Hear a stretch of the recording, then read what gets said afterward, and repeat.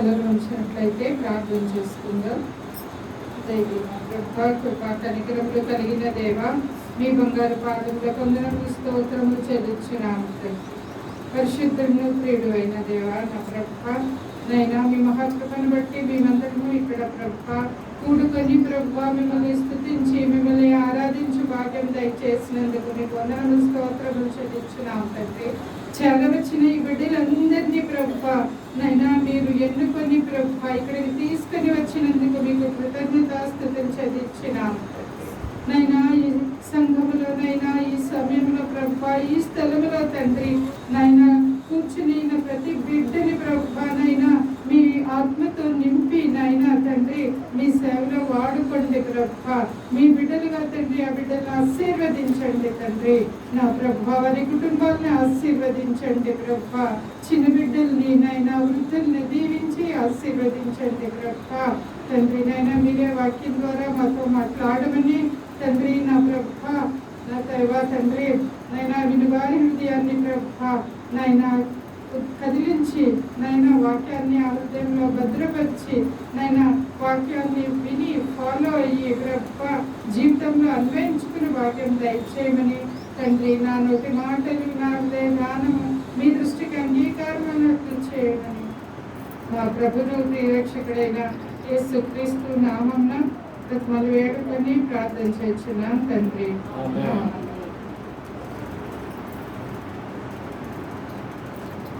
మరి సమయంలో దేవుని వాక్యాన్ని మీతో పంచుకునే భాగ్యము నాకు దయచేసినందుకు మొట్టమొదటిగా దేవునికి కృతజ్ఞతాస్తుతులు చెల్లించుచున్నాను. మరి నాకు ఈ అవకాశం ఇచ్చిన సంఘకాంధ్ర గారికి నా హృదయపూర్వక వందనములు, మరి ఇక్కడ కూర్చుని మీ అందరికీ కూడా నా హృదయపూర్వక వందనములు చెల్లించుకున్నాను. మరి ఇది ఏం కాలం అంటున్నామంటే శ్రమల కాలం కదా, 40 దినాలు. మరి ప్రతి వారం కూడా మరి బుధవారము శుక్రవారం కూడికలు జరుగుతూ ఉంటాయి సంఘంలో. మరి ఈ 40 దినాలు కూడా ఉపవాసం చేసేవారు ఉపవాసం చేస్తారు, మరి ఇంకే ఏ కార్యక్రమాలు చేసేవారైనా చేస్తూ ఉంటాం. మరి ఈ 40 రోజులు కూడా మనము ఎందుకు ఉద్దేశింపబడినవి అంటే మనకి మనము రెన్యూ చేసుకోవడం అంటే మనకి ఈగిల్ తెలుసు కదా మీకు, పక్షిరాజు మరి ఒక సమయం వచ్చినప్పుడు ఏం చేస్తుందంట, కొన్ని దినాలు ఎవ్వరికీ కనబడకుండా దూరముగా కొండ మీదకి ఎవరు ఇంకా డిస్టర్బ్ కూడా చేయలేరు అలాంటి ప్రదేశానికి వెళ్ళిపోతుందంట. వెళ్ళిపోయినప్పుడు ఆ టైంకి ఏంటంటే తన గోర్లు అవన్నీ కూడా ముదుబారిపోయి ఉంటాయి అన్నమాట. అలాంటి సమయంలో ఇంకా ఓల్డ్ అయిపోతున్నట్టు ఉంటుంది, అన్నీ ముదురైపోతూ ఉంటాయి. మరి అక్కడికి వెళ్ళిన ఏం చేస్తుందంట, తన ఈకలన్నీ తన ముక్కుతోనే పీకేసుకుంటున్నాడు. మళ్ళా ఎంత పెయిన్ఫుల్ ఈగలు పీకడం అంటే చాలా పెయిన్ఫుల్ కదా. మరి అదంతా ఓర్చుకుంటూ ఎవరో చేయడం కాదు, తనకదానే చేసుకుంటుంది. మళ్ళా తన ముక్కు కూడా బదులు కొట్టేసుకుంటున్నాడు.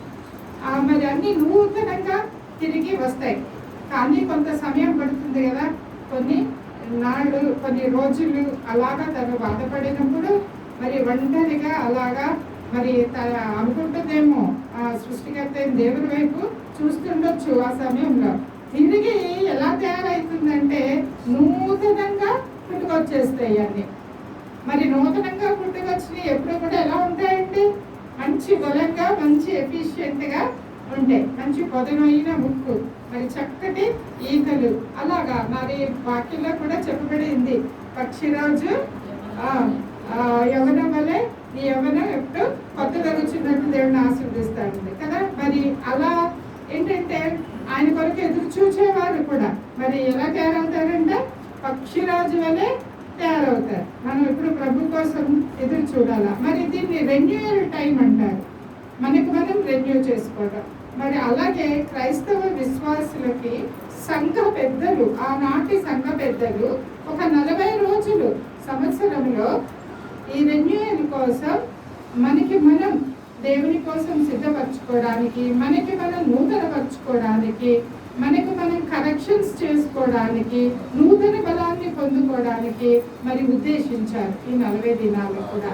మరి ఈ 40 దినాలు ఈ ప్రార్థనలు చేసి చేసి మరి ఎక్కువగా ఆయన సిలువ గురించే ధ్యానాలు జరుగుతూ ఉంటాయి కదా చర్చెస్ లో. మరి ప్రతి దినం కూడా ఆయన సిలువ గురించిన ధ్యానములు జరుగుతూ ఉంటాయి. ఆయన మన కొరకు చేసిన త్యాగాన్ని మనం ప్రతిసారి ఇంకోసారి మనం చెప్పుకుంటూ ఉంటాం. గుర్తు చేసుకోవడం అనడానికి బాగుండదు, ఎందుకంటే మర్చిపోతాయి కదా గుర్తు చేసుకునేది. మర్చిపోయామని కాదు అక్కడ, కానీ ఒకళ్ళొకళ్ళు మళ్ళా చెప్పుకుంటాం. యెహోవాయందు భయభక్తులు గలవారు ఒకళ్ళు ఒకరితో మాట్లాడితే ఆయన చెవి యొగ్గి వింటాడంట. అలా ఈ 40 దినాల్లో మనం చేసే పని గుర్తు చేసుకోవడం కాదండి. ఏం చేస్తున్నా ఒకళ్ళొకళ్ళు చెప్పుకుంటున్నాం తిరిగి, అయ్యా ఆయన మన కోసం ఎంత త్యాగం చేశాడు, ఆయన మన కోసం ఎంత శ్రమ పడ్డాడు, శిలువ మరణం పొందాడు, మరి తిరిగి పునరుద్ధరణ వేశాడు. ఆ పునరుద్ధరణ శక్తితో మనల్ని రెండవ రాకడికి ఆయన దగ్గర చేర్చుకోవడానికి మనల్ని సిద్ధపరుస్తున్నాడు అనే విషయాన్ని మనం ఒకరితో ఒకరు ఎక్కువగా ఆ శిలువ మరణం గురించి మనం చెప్పుకుంటూ ఉంటాం. మరి అంతేకాకుండా ఈ 40 దినాలు శ్రమల కాలంలో దేనికి ఉద్దేశించి మారు మనస్సుకి ఉద్దేశింపబడింది. మరి పూర్తిగా మారు మనస్సు కలిగి మన ఎప్పటికప్పుడు మరి దేవుని దగ్గర మన పాపాలు ఒప్పుకుంటూ వాటిని విడిచిపెట్టి దేవుని వైపు తిరిగి కరెక్షన్ చేసుకోవాలి. ఇందులో 4 స్టెప్స్ ఉంటున్నాయి. ఎన్ని స్టెప్స్? 4. ఒకటేంటి, మన పాపాలని మనము గుర్తించాలి, ఒప్పుకోవాలి. అది మొట్టమొదటి స్టెప్. కొన్ని 5 అనుకుందాం. మొట్టమొదటిది ఏంటి? మన పాపాలని మనము గుర్తించాలి. అసలు గుర్తించరు చాలా మంది. మేము చాలా కరెక్ట్ ఉన్నాం అనుకుంటారు. మనం చేస్తున్న తప్పు ఏంటో కూడా మనం తెలుసుకోలేని స్థితిలో ఉంటారు చాలా మంది. మరి మనలో ఏమేమి దేవునికి ఇష్టం లేని పనులు ఉన్నాయి అనే వాటిని మనం గుర్తించగలగాలి. అది కేవలము పరిశుద్ధాత్మ శక్తితో మనకి అది సాధ్యమవుతుంది. మొట్టమొదటి మనకి ఆశ ఉన్నప్పుడు మరి దేవుని అడిగినప్పుడు దేవా చూపించు. దావీదు మహారాజు అలాగే అడుగుతారు కదా, మరి నాలో ఉన్న పాపాలేంటో నాకు చూపించు అని మనము అడిగినప్పుడు దేవుడు చెప్తాడు, బిడ్డ ఇలా ఇవన్నీ కూడా మరి నాకు ఇష్టం లేదు, నువ్వు చేస్తున్నవి ఇలాంటి ఇష్టం లేదు, నువ్వు నీ ఆలోచనలు ఇలా ఆలోచిస్తున్నావు అది నాకు ఇష్టం లేదు, ఇలా మాట్లాడుతున్నావు అది నాకు ఇష్టం లేదు అని ఎప్పటికప్పుడు మరి పరిశుద్ధాత్మ దేవుడు మనకి చెప్తాడు. సో మొట్టమొదటిగా ఏం చేయాలంటే మారు మనస్సు పొందాలి, మారు మనస్సు పొందాలి అని మనం దేవుడు చెప్తున్నాడు కదా. ఆ మారు మనస్సు పొందడం అనే పదంలో 5 స్టెప్స్ మనం చూడొచ్చు. ఒక్కటేదో మారు మనస్సు అట్లా కాదు, 5 స్టెప్స్. ఒకటి, మన పాపంలో మనం గుర్తించాలి. నెంబర్ 2 ఏంటి? గుర్తించాక దేవుని దగ్గర ఒప్పుకోవాలి. ఏం చేయాలంటే దేవుని దగ్గర ఒప్పుకోవాలి. తర్వాత ఏం చేయాలి? ఒప్పుకుంటే సరిపోతుందా? ఒప్పుకుని మళ్ళా చేయడమా? రెండో రోజు ఈ రోజు ఒప్పుకొని రేపు మళ్ళా చేయడమా? కాదు. ఒప్పుకున్నాక నెక్స్ట్ స్టెప్ ఏంటి? విడిచిపెట్టాలి. ఏం చేయాలంటే విడిచిపెట్టాలి. ఎక్కడ దేవుడు మనం ఒప్పుకున్నప్పుడు, ఆయన దగ్గర మన పాపంలో ఒప్పుకున్నప్పుడు ఆయన ఏం చేస్తాడంటే మన పాపాలను ఎక్కడో సముద్రపు అగాధ జలంలో కింద పడేస్తాడంట, మన వీపు వెనకాల పడేస్తాడంట తీసుకెళ్ళి. మరి తిరిగి మనం వెనక్కి చూడకూడదు. ఆయనే పడేసినప్పుడు మనం ఎందుకు మళ్ళా విడిచిపెట్టిన వాటి వైపు తిరగాల? కాబట్టి ప్రియులారా, తర్వాత ఏం చేయాలి? మనం విడిచిపెట్టాలి. మొట్టమొదటిగా గుర్తించాలా, తర్వాత ఆయన దగ్గర ఒప్పుకోవాలా, ఒప్పుకునేది ఏం చేయాలంటే విడిచిపెట్టాలి. దీన్ని మన పాత నిబంధన గ్రంథంలో కూడా ప్రభు ఏం చెప్తాడంటే, యెహోవా దేవుడు మీ పాపాలు ఒప్పుకుని నా వైపు తిరగండి అంటారు. ప్రవక్తలందరూ హెచ్కేల్ ప్రవక్త, ఇర్మియా ప్రవక్త, అందరి ప్రవక్తలు కూడా ఎక్కువగా ప్రవచించింది ఏంటి తెలుసా? మరి యావేలు ప్రవక్త, ఈ ప్రవక్తలందరూ కూడా చిన్న ప్రవక్తలు పెద్ద ప్రవక్తలు అందరూ కూడా ఏం చెప్పేవారంటే పాత నిబంధన గ్రంథంలో యెహోవా దేవుడు ప్రవక్తల ద్వారా ఏం చెప్పాడు? మీరు మీ అతిక్రమములను విడిచిపెట్టి నా తట్టు తిరగండి అంటున్నాడు. వాక్యం జాగ్రత్తగా మనం ధ్యానిస్తే పాత నిబంధన గ్రంథంలో తండ్రి దేవుడు ఏం చెప్పాడో నూతన నిబంధన గ్రంథంలో యేసుక్రీస్తు ప్రభు మరి ఆయన శిష్యులు అందరూ కూడా అదే విషయాన్ని చెప్తారు. ఎక్కడ మార్పు ఉండదండి. మరి అలా అన్నాడు ఇక్కడ యేసుక్రీస్తు ప్రభు. మన మారు మనస్సు గురించి మన ఇక్కడ చూస్తే నూతన నిబంధన గ్రంథంలో మొట్టమొదటి బాప్తిస్మం ఇచ్చి యోహాను ప్రకటించారు కదా. తర్వాత ఎవరు ప్రకటించారు? యేసు ప్రభు కూడా అదే ప్రకటించారు. తిరిగి ఇక్కడ ఉంటది మత్తయి సువార్త 3వ అధ్యాయం 1వ అధ్యాయం చూడండి.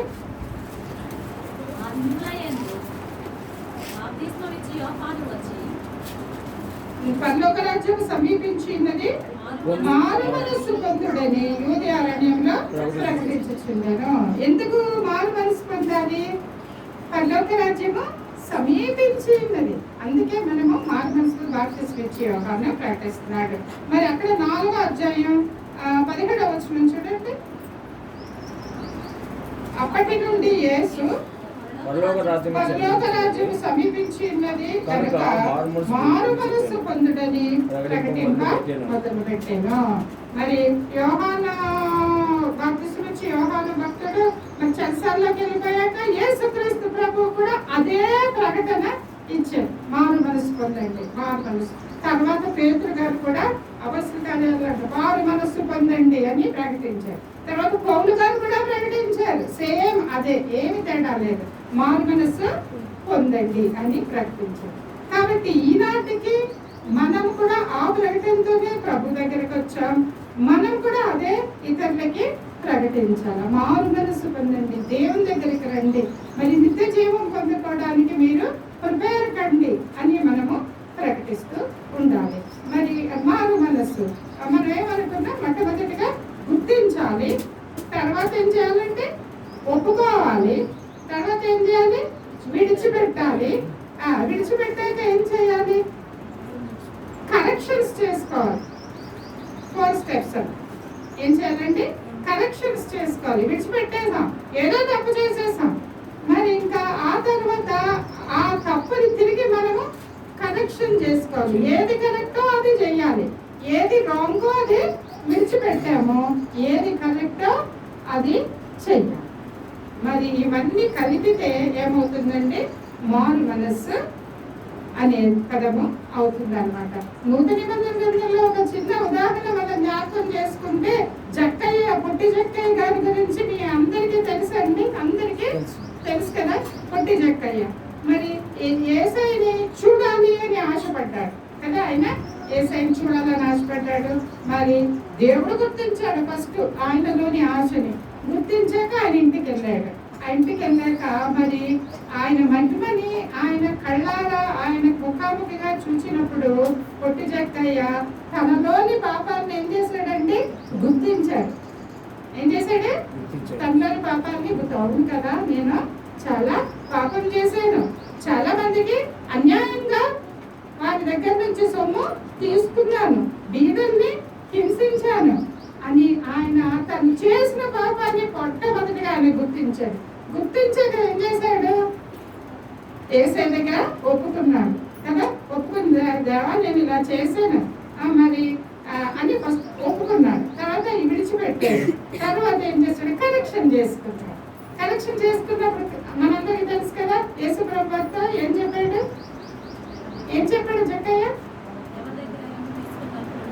నేను నా ఆస్తిలో సగభాగము పేదలకు ఇచ్చేస్తున్నా, మరి ఎవరి దగ్గర అయితే అన్యాయంగా తీసుకున్నానో వాటికి 4 వంతులు నేను ఇచ్చేస్తాను అని ఆయన కరెక్షన్ చేస్తున్నాడు. అంతేగాని సరేలే ప్రభువా నేను ఇంక నుంచి జాగ్రత్తగా గమనించండి. జక్కయ్య జీవిత చరిత్ర మరి ప్రభు మెచ్చుకున్నాడు జక్కయ్యని, అది గుర్తించాలి మనం.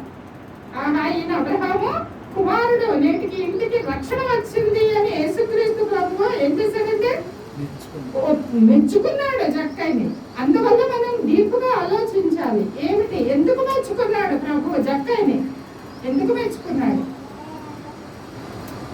మనల్ని కూడా మెచ్చుకోవాలి కదా ప్రభు. మనం మెచ్చుకోవాలంటే ఎందుకు మెచ్చుకున్నాడు, జక్క ఎలా ప్రవర్తించాడు అని మనం చూసినట్లయితే మరి జక్క ఏం చేశాడండి, కరెక్షన్ చేసుకున్నాడు. చాలా ఓకే ప్రభు, నేను పాపం చేశాను, మరి ఇలాగ అన్యాయంగా తీసుకున్నాను, అన్యాయంగా ట్యాక్స్ కలెక్ట్ చేశాను, ఈసారి నుంచి అలాగా చెయ్యను అని చెప్పి ఊరుకుంటే మరి జక్కయ్యని మెచ్చుకుని ఉండేవాడు కాదు ప్రభు. మనం చాలా మంది చేసే మిస్టేక్ అదేనండి, జ్ఞాపకం పెట్టుకోండి. చాలా మంది మనలో ఏం చేస్తా, ఒప్పుకుంటా, నేను ఒప్పుకున్నాను, ఈసారి నుంచి మంచుకుంటాను, అయిపోయింది. అయిపోలే, అక్కడితో అయిపోలేదు. ఏం చేయాలి, చేసిన తప్పుని కరెక్షన్ చేసుకోవాలి.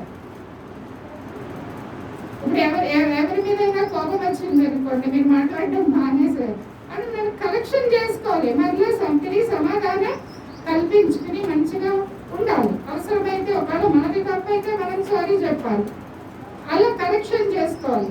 ఇంకా ఏదైనా ఇలా జక్కయ్యకి ఏదైనా అన్యాయాలు ఉంటే అన్యాయాన్ని కరెక్షన్ చేసుకోవాలి. మరి ఇక్కడ జక్కయ్యని దేవుడు ఎందుకు మెచ్చుకున్నాడు అని మనం గమనించినట్లయితే ఆయన కరెక్షన్ చేసుకున్నాడు, తను చేసిన తప్పులన్నింటినీ కరెక్షన్ చేస్తున్నాడు. మరి అదే విధంగా మనం కూడా మారు మనస్సు అలాగా ఉండాలి. ఇంకా మారు మనస్సు అంటే ఏంటో మనం చూసుకున్నాం.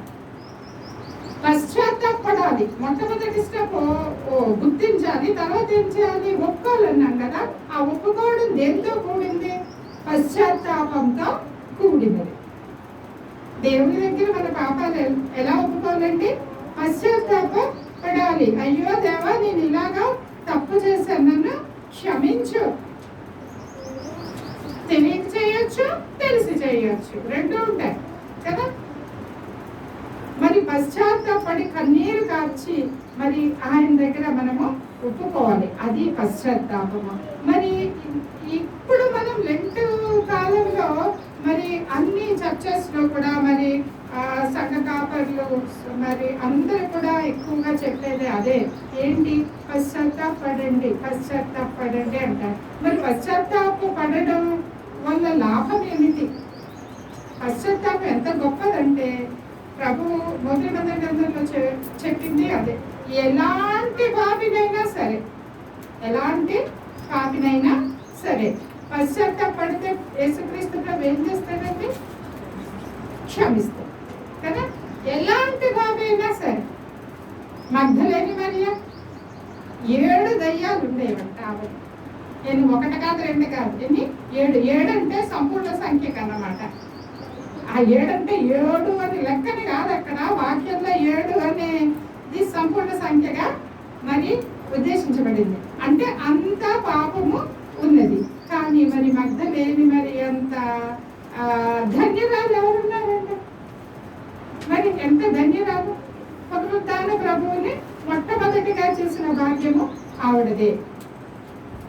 సువార్త ప్రకటించింది, ఆయన కోసం బ్రతికింది, ఆయన పాదాల దగ్గర ఉంది, ఆయన శిలువ దగ్గర ఉన్నది. మరి పశ్చాత్తాపడితే ప్రభువు నువ్వు ఎంత పాపం చేశావు, ఎలాంటి పాపం చేశావు, ఎన్నిసార్లు చేశావు అని కూడా అవన్నీ కూడా చూడడండి. కేవలము క్షమించేస్తాడు. క్షమించడానికి సిద్ధమైన మనస్సు కలవాడు మన ప్రభు. క్షమించేస్తాడు, క్షమించి మనల్ని విడిపిస్తాడండి మన బాధలు. ఇప్పుడు మగ్ధలేని మరి దయ్యాలు పట్టింది అంటే ఏంటి, ఈ లోక సంబంధమైన చెరలో ఉంది, లోక సంబంధమైన బాధల్లో ఉంది. మరి దేవుడు ఏం చేస్తాడు, మనల్ని దేవుని దగ్గర ప్రార్థన చేసినప్పుడు విడిపిస్తాడు. విమోచకుడు ఆయన, రక్షణ విమోచకుడు. మనల్ని ఆ సమస్యల నుంచి, ఆ బాధల నుంచి, ఆలోచనల నుంచి, డిప్రెషన్ అంటారు. ఇప్పుడు మనం మన కండిషన్స్ కి మనం అన్వయించుకుంటే చాలా మంది యూజ్ చేసే వర్డ్ ఏంటో తెలుసా, డిప్రెషన్. అయ్యో డిప్రెషన్ లోకి వెళ్ళిపోయింది ఆవిడ, లేకపోతే ఆయన డిప్రెషన్ లోకి వెళ్ళిపోయాడు. ప్రియులారా, ఆ డిప్రెషన్ నుంచి వినిపించగలిగేది ఎవరు తెలుసా, కేవలము యేసుక్రీస్తు ప్రభు. ఆయన పాదాల దగ్గరికి వస్తే ఆయన విడిపిస్తాడు మనల్ని ఆ బాధల నుంచి. ఒక్కసారి ఆయన విడిపించాక ఇంకా మనకేం అనిపించదండి. ఎన్ని బాధలు వచ్చినా సరే భలే తట్టుకునే శక్తి వచ్చేస్తుంది అంతే. ఇక మనకి ఎలాంటి బాధలు మనల్ని ఏమి కూడా చెయ్యలే. ఆయనందు బలంగా నిలిచిపోతాం మనం. కాబట్టి పశ్చాత్తాపం అనేది మనకి ఎంతో ముఖ్యము. ఈ సమయంలో, ఈ శ్రమల కాలంలో మనము పశ్చాత్తాపము నుండి దేవుని దగ్గరికి వచ్చినప్పుడు మరి దేవుడు మనల్ని ఎంతగానో క్షమించి దీవించి ఆశీర్దిస్తాడు. ఇంకొక ఉదాహరణ మనం చూద్దాం పాత నిబంధన గ్రంథంలో. ఎందుకంటే పాత నిబంధన గ్రంథంలో ఒక ఉదాహరణ చెప్పుకోవడం చాలా ముఖ్యం. ఎందుకంటే జరిగిపోయింది. చాలా సార్లు మీతో చెప్తూ ఉంటాను, కేస్ స్టడీ అంటూ ఉంటారు కదా. కేస్ స్టడీ అంటే ఏంటో తెలుసా? జరిగిపోయింది విషయం, వారి జీవితం అయిపోయింది. ఆ జీవితంలో ఇలా ప్రవర్తించారు, ఇలా చేశారు, దానివల్ల ఇలా జరిగింది, రిజల్ట్ కూడా వచ్చేసింది అన్నమాట. ఇప్పుడు రిజల్ట్ లేని జీవితం గురించి మనం చెప్పుకోలేము కదా. ఇప్పుడు మనలో ఒకరి గురించి మాట్లాడాలంటే ఓకే ఇలా ఉన్నారు అంటాం, కానీ మరి దీనివల్ల ఏం జరగబోతుందో మనకి తెలియదు. అది కేస్ స్టడీ అవ్వదు. కేస్ స్టడీ అంటే సంపూర్తిగా అయిపోవాలా, అది అయిపోవాలా, వారి బ్రతుకు అయిపోయింది, రిజల్ట్ కూడా వచ్చేసింది. ఇప్పుడు దాన్ని మనం అనలైజ్ చేసుకోవాలన్నమాట, దాన్ని మనం ఆలోచించుకోవాలా, ఏమి జరిగింది ఏంటి, అప్పుడు మనకి తెలిసిపోతుంది ఏంటి అనేది. అది పాత నిబంధన గ్రంథంలో అన్ని వృత్తాంతాలు రాసి పెట్టబడి ఉన్నాయి. అంతమంది జీవిత చరిత్రలు అంత విపులంగా రాసి పెట్టబడి ఉన్నాయి కదా.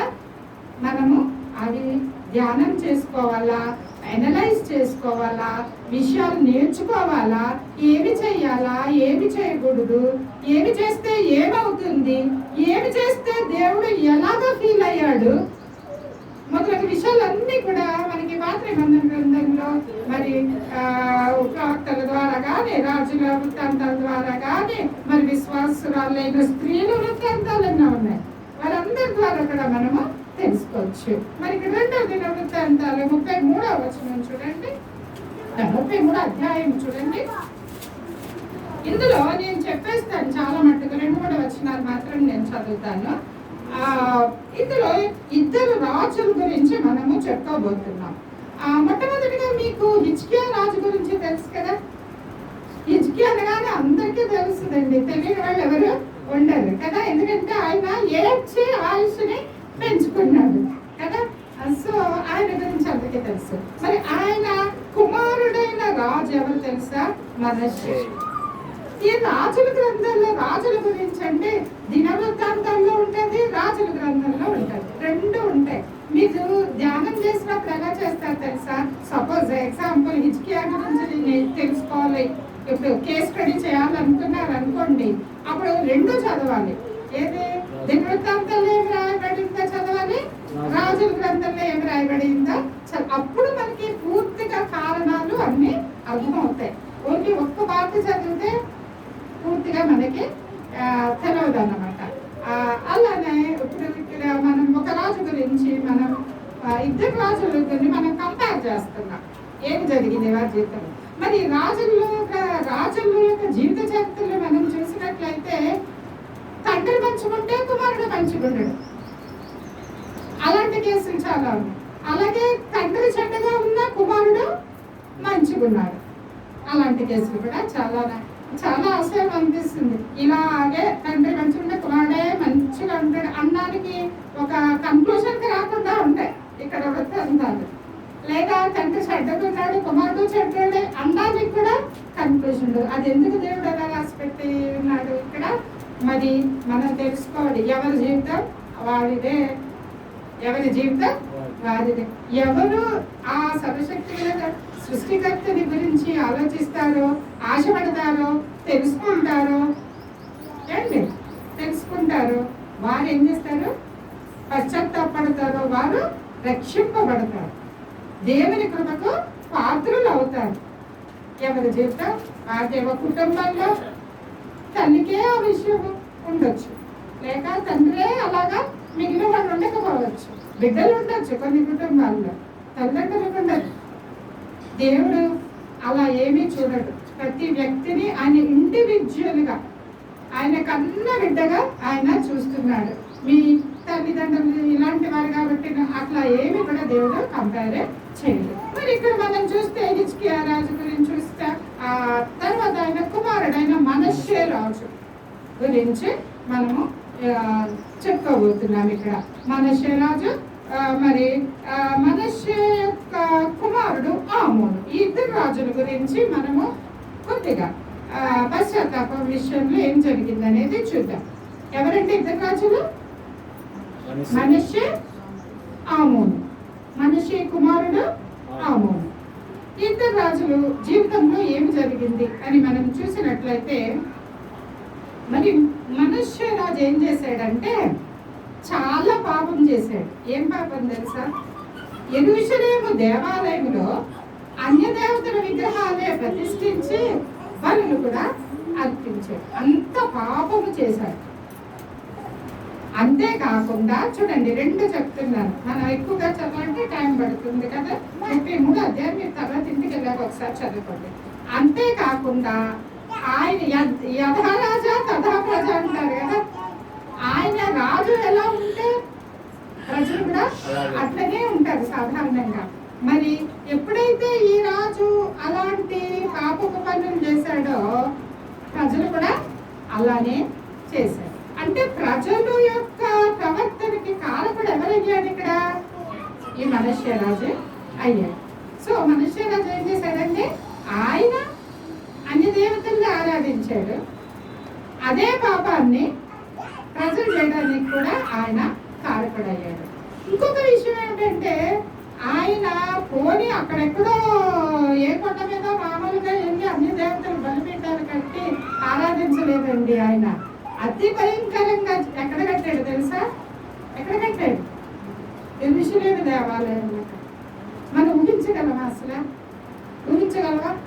నమ్మబుద్ధి కూడా కాదు ఒక్కోసారి. అంత యెరూషలేము దేవాలయంలో ఈ నెల్లి అన్ని దేవతలను ఆరాధించాడు. అది ఎలా సాధ్యం? అసలు అది సాధ్యమేనా? అలాంటి వాళ్ళు కూడా ఉంటారా అనుకుంటాం మనం. కానీ ప్రియులారా, ఈనాడు ప్రజలు చేస్తున్న పని కూడా అదే. ఈనాడు ఈవెన్ విశ్వాసులము అని అనుకుంటున్న వారు కూడా చేస్తున్న పని అదే. అది ఫిజికల్ గా దేవాలయము కన్స్ట్రక్షన్. ఇది ఈనాడు హృదయం. ఎందుకంటే ఈ హృదయంలో దేవుడు ఏం చేస్తున్నాడు? దేవుడు ఏం చెప్పాడంటే మన హృదయమే దేవునికి ఆలయం. పౌలు గారు అంటారు, మీ హృదయం దేవునికి ఆలయం అని మీరు ఎరుగరా అంటారు. ఎరుగరా? మరి ఈ హృదయం దేవునికి ఆలయం మనం ఎరిగితే ఈ ఆలయం ఎంత పరిశుద్ధంగా ఉండాలండి? ఎంత పరిశుద్ధంగా ఉండాలి ఆలయం? అది ఆలయం కదా. మరి ఆ ఆలయంలో అన్య దేవతలు, దేవత అంటే ఏంటి, విగ్రహారాధన అంటే ఏంటో ఒక చక్కటి డెఫినేషన్ కూడా ఉంది ఇక్కడ. దేవుని కన్నా దేవిని ఎక్కువగా ప్రేమిస్తే అదే మన జీవితంలో విగ్రహం అవుతుంది. దేవుని కన్నా ఎక్కువగా దేనిని డబ్బుని ప్రేమిస్తే డబ్బుని మనకి విగ్రహం అవుతుంది. బిడ్డల్ని దేవుని కన్నా ఎక్కువగా ప్రేమిస్తే బిడ్డలు మనకి విగ్రహాలు అవుతారు. మరి అలా దేవుని కన్నా ఏదైనా చెడు అలవాటుని ప్రేమిస్తే దేవుని కోసం విడిచిపెట్ట అంటారు. విడిచిపెట్టరు. అమ్మో మేము విడిచిపెట్టలేము ఈ చెడు అలవాటు. అంటే ఏంటి? దేవుని కన్నా ఎక్కువగా ప్రేమిస్తున్నాం. కాబట్టి ప్రియులారా, మనం ఈనాడు ప్రజలు మనం ఏ కేస్ స్టడీ చేసినా అది ఎందుకు చేసుకుంటున్నాం? ఈనాడు పరిస్థితులకి అది అన్వయించుకోవాలి. మరి ఈ హృదయంలో మరి వేటిని ప్రతిష్ఠించేసాం చూసుకోవాలి కదా మనం. ఈ హృదయంలో దేవుడు కాకుండా దేవుడు ఉండాల్సిన ఈ స్థలంలో అసూయలు, కోపాలు, ద్వేషాలు, క్షమాపణ లేని హృదయం, ప్రేమ లేని హృదయం ఉందా మనలో? ఒకవేళ ఉంటే మనిషి చేసిన పనికి దీనికి ఏమాత్రం తేడా లేదనే విషయాన్ని మనము అర్థం చేసుకోవాలి. కాబట్టి ప్రియులారా, ఎప్పటికప్పుడు మనము చెక్ చేసుకోవాలి, చాలా భయపడాలి, చాలా జాగ్రత్తగా ఉండాలి. ఈ హృదయాన్ని జాగ్రత్తగా కాపాడుకోవాలి.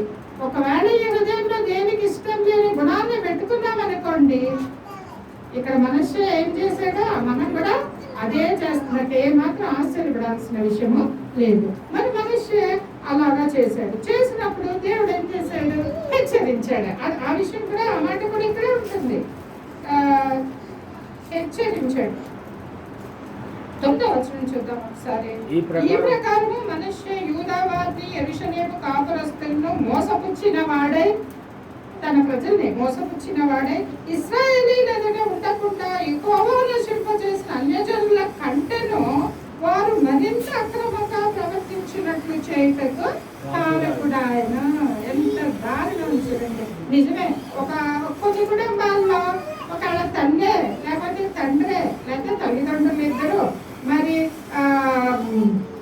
దేవునికి ఇష్టం లేని గుణాలు కలిగి ఉన్నారనుకోండి, ఆటోమేటిక్ గా పిల్లలు కూడా చాలా గృహాల్లో వారిని ఫాలో అయిపోతారు.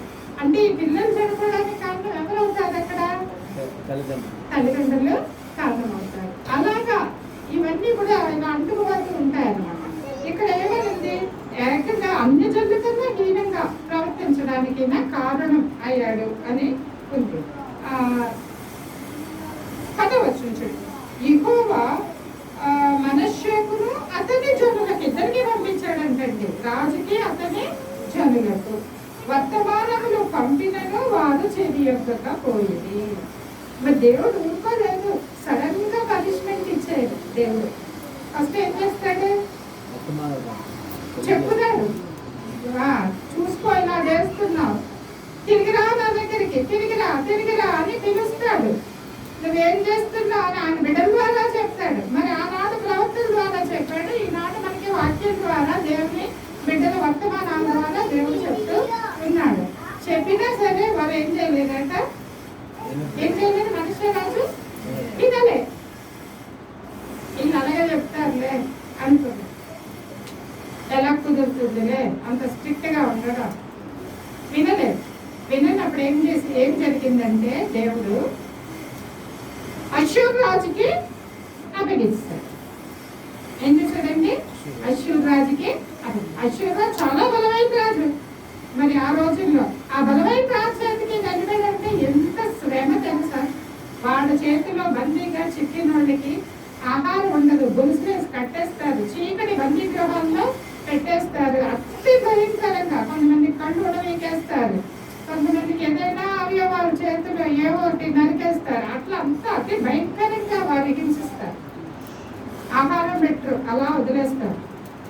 మరి అది బందికాన చెర, అలాంటి చెరకు అష్షూరు రాజుకి మరి చూడండి మన 11వ వచనం చూడండి. కాబట్టి యెహోవా అష్షూరు రాజు యొక్క సైన్యాధిపతులను వారి మీదికి రప్పించెను. దేవుడే రప్పించాను.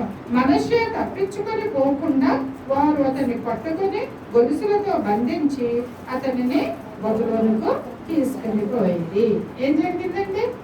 మనష్షే రాజుని తీసుకెళ్తారు గొలుసులతో. తప్పించుకోవడానికి మార్గము లేదు. అప్పుడు ఏం జరిగింది చూద్దాం.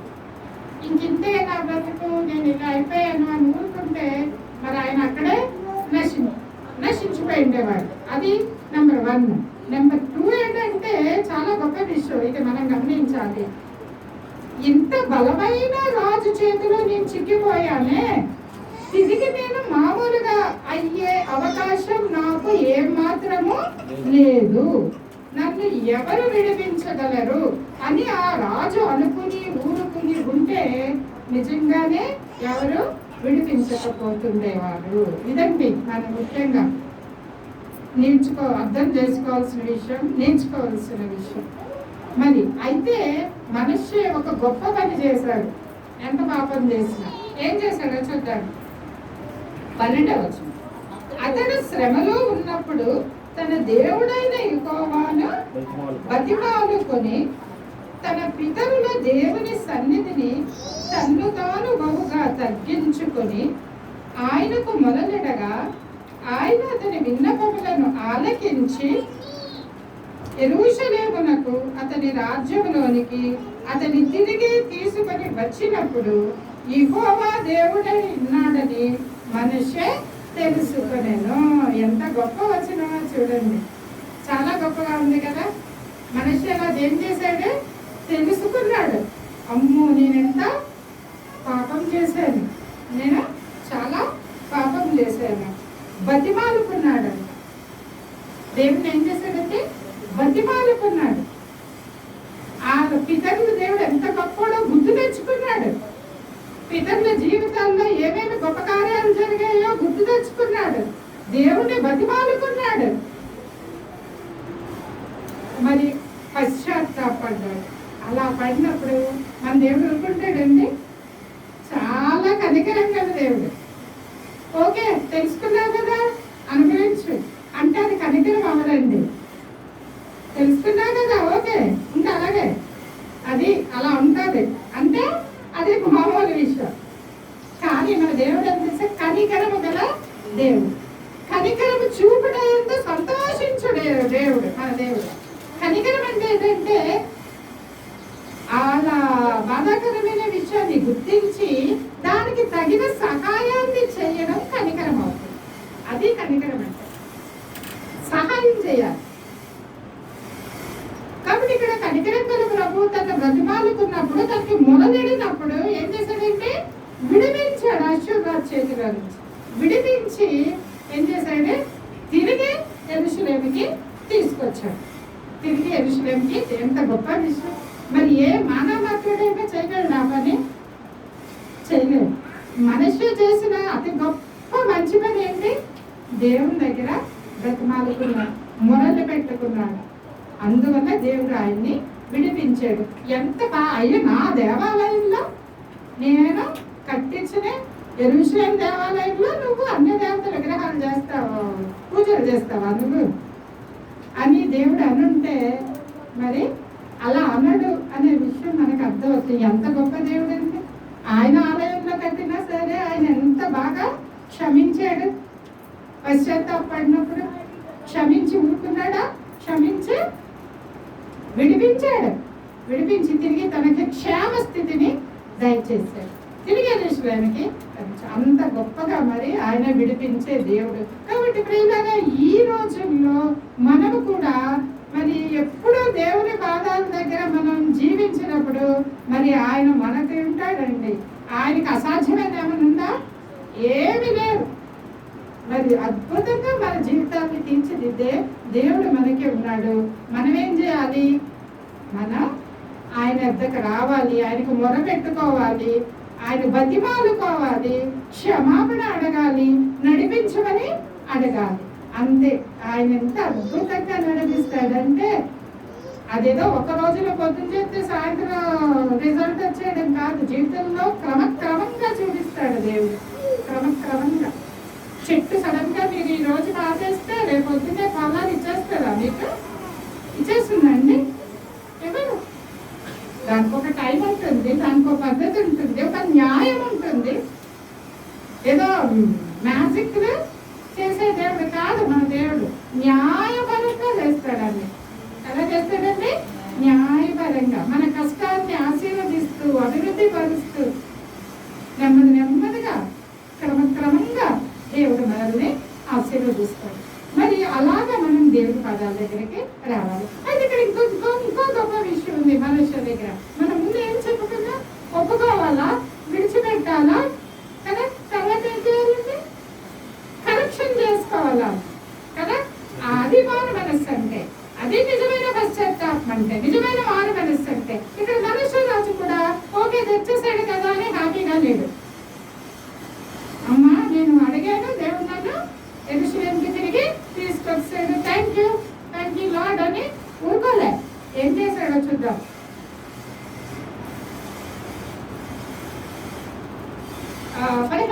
మరియు యెహోవా మందిరము నుండి అన్య దేవతలను విగ్రహములను తీసివేసి యెరూషలేములో యెహోవా మందిర పర్వతములందులో తాను కట్టించిన బలిపీఠములన్నిటినీ తీసి పట్టణం బయటికి వాటికి లాగివేయించెను. తను ఏమేమి తప్పులైతే చేశాడో అవన్నీ కూడా తీయించేశాడు పట్టణం బయటికి. మన హృదయం ఈ పట్టణం అయితే బయటికి లాగేయాలి. మన హృదయంలో ఏమైనా అన్య దేవతలు ఉంటే లాగేయాలి. ఈ లెంట్ కాలంలో, ఈ శ్రమల కాలంలో మనం దాని మీద ఎక్కువ ఫోకస్ చేయాలి. దేవా ఏమున్నాయి విగ్రహాలు నా హృదయంలో, బయటికి లాగేస్తాను, చెప్పు, చూపించు అని మనం దేవుణ్ణి బతిమాలుకోవాలా, దేవునికి మొరబెట్టుకోవాలా. అలా లాగేసి బయట పడేసాడు. అంతేకాకుండా మనం ఇంకా 2 పాయింట్లు చెప్పుకున్నాం. మనిషి చేసిన తప్పు ఒకటి ఆయన చేశాడు, ఇంకో తప్పు ఏంటి? జనులు కూడా పనులు చేయడానికి కారకుడు అయ్యాడు. మరి అది కూడా కరెక్షన్ చేసుకోవాలి కదా. ఆయన చేసింది కరెక్షన్ చేసుకున్నాడు. తర్వాత ఏం చేశాడు చూడండి 16వ వచనం. ఇదియు కాక అతడు యెహోవా బలిపీఠమును బాగు చేసి దాని మీద సమాధాన బలులను కృతజ్ఞతార్పణను అర్పించుచు మళ్ళా కొత్తవి దేవుని బలిపీఠాలు కట్టించాడు. అర్పించుచు ఇశ్రాయేలీల దేవుడైన యెహోవాను సేవించుడని యూదా వారికి ఆజ్ఞ ఇచ్చాను. ఏం చేశాడండి? జనులకి ఈసారి ఏం చేశాడు? చెప్పలేదు. చెప్పడానికి ఆజ్ఞ వేయడానికి తేడా ఉంది. చెప్పితే ఏదో రిక్వెస్ట్ గా బ్రతిమాలతో అయ్యో నేను ఇలా తప్పు చేశాను మీరు కూడా చూసుకోండి అలా కాదు. నో, ఎట్టి పరిస్థితుల్లోనూ ఈ కలెక్షన్ జరగాల్సిందే. నా వలన ఈ జనులు పాపంలోకి వెళ్ళిపోయారు. తిరిగి ఈ జనులు తమ పాపం విడిచిపెట్టి రావాల్సిందే. రండి మీరు అని ఆజ్ఞ. రాజాజ్ఞకి తిరిగి లేదు కదా. మరి ఇక అక్కడ ఆప్షన్స్ లేవు. ఇక సెల్ఫ్ ఇది లేదు, చాయిస్ లేదు. మీరు రండి తిరిగి అంతే అని ఆజ్ఞ ఇచ్చాడు. సో తను చేసిన 2 తప్పులు కూడా ఆయన కరెక్షన్ చేసుకున్నాడు. యాజ్ ఎ రిజల్ట్ ఏమైంది తెలుసా? చివరికి లాస్ట్ వచనంలో ఉంటుంది అక్కడ ఏంటంటే మంచిగా చనిపోయాడు. పితరులు లాస్ట్ వచ్చిన 20వ వచనం చూద్దాం. మనిషి తన పితరులతో కూడా నిద్రించి తన నగరునందు పాతి పెట్టబడను. మంచి చావు పొందాడు. నిద్రించి పితరులతో పాటు ఆయన సమాధి కట్టబడింది. అతని కుమారుడైన ఆమోను అతనికి మారుగా రాజాయను. మనిషి స్టోరీ అంతా మనం చూసాం. ఇప్పుడు ఇప్పుడు కొంచెమే ఆమోను గురించి ఎక్కువ లేదు. మనసు గురించి చూడండి 33వ వచనం స్టార్టింగ్ నుంచి 20 వచనాలు ఉన్నాయి మొత్తం. ఇక ఆమోను గురించి ఎక్కువ లేవండి. 21 నుంచి 25 వరకు అంతే. ఈ ఆమోను ఏం చేశాడంట? ఆమోను ఏలనారంభించినప్పుడు 20 ఏళ్ళ వాడై యెరూషలేములో 2 సంవత్సరములు ఏలెను. అతడు జాగ్రత్తగా వినండి. అతడు తన తండ్రి అయిన మనిషి నడిచినట్లు యెహోవా దృష్టికి చెడు నడత నడిచాడు. తన తండ్రి అయిన మనిషి చేయించిన చెక్కుడు విగ్రహములన్నింటికి బలులు అర్పించుచు పూజించుచు తన తండ్రి అయిన ఇక్కడ వరకు ఆగితే ఏం చేశాడంటే ఆమోను ఏం చేశాడు? ఆ తండ్రి గుణపడక ముందు మారక ముందు ఏం చేసేవాడు? అన్ని దేవతలకి అవన్నీ ఆ పాపం అంతా ఈయన కూడా చేసినట్లుగా మనము చూస్తున్నాం. చేసాక ఎక్కడేముంది చూడండి. గుణపడినట్లు తన తండ్రి అయిన మనిషి గుణపడినట్లు 23వ వచనం. యెహోవా సన్నిధిని పశ్చాత్తాప్తుడు కాకను.